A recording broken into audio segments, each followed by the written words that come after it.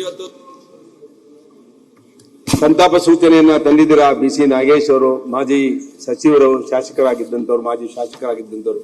ಇದನ್ನ ಬೆಂಬಲಿಸ್ತಾ ನಾಗೇಶ್ ಅವರು ನಮ್ಮ ಜಿಲ್ಲೆಯವರು, ತುಮಕೂರಿನ ತಿಪ್ಟೂರಿನಲ್ಲಿ 2 ಬಾರಿ ಶಾಸಕರಾಗಿ ಕೆಲಸ ಮಾಡಿದ್ರು. ನಾವಿಬ್ರು ಒಟ್ಟಿಗೆ ರಾಜಕಾರಣಕ್ಕೆ ಬಂದವರು. 2004ರಲ್ಲಿ ನಾನು ಮತ್ತೆ ನಾಗೇಶ್ ಅವರು ಇಬ್ರು ಒಟ್ಟಿಗೆ ರಾಜಕಾರಣಕ್ಕೆ ಬಂದು. ಎಷ್ಟು ಸರಳವಾಗಿ ಇದ್ದಂತ ಒಬ್ಬ ರಾಜಕಾರಣಿ ಅಂದ್ರೆ ಅವರಿಗೆ ಒಂದು ಸಂಸ್ಕಾರ ಕೂಡ ಇತ್ತು. ಅಖಿಲ ಭಾರತೀಯ ವಿದ್ಯಾರ್ಥಿ ಪರಿಷತ್ತಲ್ಲಿ ನಾನು ಕೂಡ ಕೆಲಸ ಮಾಡಿದಂಥವ್ರು. ನಾನು ಭಾರತೀಯ ಜನತಾ ಪಕ್ಷಕ್ಕೆ ಸೇರೋದಕ್ಕಿಂತ ಮುಂಚೆ ಅಖಿಲ ಭಾರತೀಯ ವಿದ್ಯಾರ್ಥಿ ಪರಿಷತ್ತಲ್ಲಿ ಕೆಲಸ ಮಾಡಿದವನು. ನನ್ನ ಜೊತೆನೂ ಕೂಡ ಅಖಿಲ ಭಾರತೀಯ ವಿದ್ಯಾರ್ಥಿ ಪರಿಷತ್ತಲ್ಲಿ ಕೆಲಸ ಮಾಡಿದಂಥವ್ರು. ಮತ್ತೆ ಸಂಘದಲ್ಲೂ ಕೂಡ ನಿಕಟವಾದ ಸಂಬಂಧಗಳನ್ನ ಇಟ್ಕೊಂಡಿದ್ರು ನಾಗೇಶ್ ಅವರು. 2008ರಲ್ಲಿ ಇಬ್ರು ಶಾಸಕರಾಗಿ ಈ ಹೌಸ್ಗೆ ಬಂದು.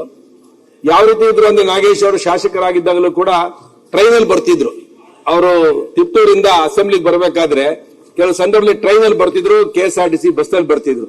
ನಾನು ಅವರಿಗೆ ತಮಾಷೆ ಮಾಡ್ತಿದ್ದೆ, ಏನಪ್ಪಾ ನೀನು ಬಸ್ಸಲ್ಲಿ ಟ್ರೈನಲ್ಲಿ ಬಂದ್ರೆ ಜಾಸ್ತಿ ಓಟ್ ಏನ್ ಬರಲ್ಲ, ನೀನ್ ಯಾಕೆ ಕಾರ್ನ ಯೂಸ್ ಮಾಡಲ್ಲ ಅಂತ. ಸರಳವಾಗಿರೋದನ್ನ ಅಭ್ಯಾಸ ಮಾಡ್ಕೋಬೇಕು ಸುರೇಶ್ ಗೌಡ ಅಂತ ಹೇಳಿ ಯಾವಾಗ್ಲೂ ಕೂಡ ನನಗೆ ಮಾರ್ಗದರ್ಶನ ಮಾಡ್ತಿದ್ದಂಥವ್ರು. ಅಂತವರು ರಾಜಕಾರಣದಲ್ಲಿ ಯಾವಾಗ್ಲೂ ಕೂಡ ಒಂದು ಸಣ್ಣ ಸಮಾಜದಲ್ಲಿ ಬಂದಂತ ಒಬ್ಬ ವ್ಯಕ್ತಿ 2 ಬಾರಿ ಶಾಸಕನಾಗಿ ಸಚಿವನಾಗ್ತಾನೆ ಅಂತ ಹೇಳಿದ್ರೆ ಅವನ ಸರಳತೆಗೆ ಅದು ಸಾಕ್ಷಿಯಾಗಿದೆ ಅಂತ ಹೇಳಿ ನಾನು ಈ ಸಂದರ್ಭದಲ್ಲಿ ತಿಳಿಸ್ತೇನೆ. ಯಾವಾಗಲೂ ರಾಜಕಾರಣದಲ್ಲಿ ಜೀವನ ಹೇಗಿರುತ್ತಪ್ಪ ಅಂತ ಹೇಳಿದ್ರೆ, ಒಬ್ಬ ತತ್ವಜ್ಞಾನಿ ಹೇಳ್ತಾನೆ, 60 ಲಕ್ಷ ಜನ ಒಂದು ಹೆಜ್ಜೆ ಗುರುತನ್ನ ಬಿಟ್ಟು ಹೋಗ್ತಾನಂತೆ ಸಮಾಜದಲ್ಲಿ, ಒಂದು ಮರಳಿನ ಒಂದು ಹಾಸಿಗೆ ಮೇಲೆ. ಯಾವಾಗ ಅಂತ ಹೇಳಿದ್ರೆ ನಾವು ರಾಜಕೀಯ ಕ್ಷೇತ್ರ ಇರ್ಬೋದು, ಸಾರ್ವಜನಿಕ ಕ್ಷೇತ್ರ ಇರ್ಬೋದು, ಮತ್ತೆ ನಮಗೆ ಗೌರವ ಬರೋದು ಯಾವಾಗಪ್ಪ ಅಂತ ಹೇಳಿದ್ರೆ ನಾವು ನಡೆದು ತೋರಿಸಿದಾಗ.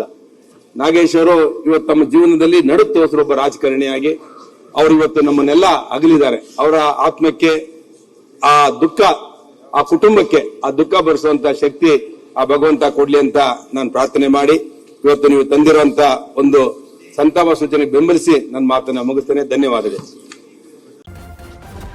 ನ್ಯೂಸ್ ಫಸ್ಟ್, ನಿರ್ಭೀತಿಯಿಂದ ನಿಮ್ಮ ಪರವಾಗಿ.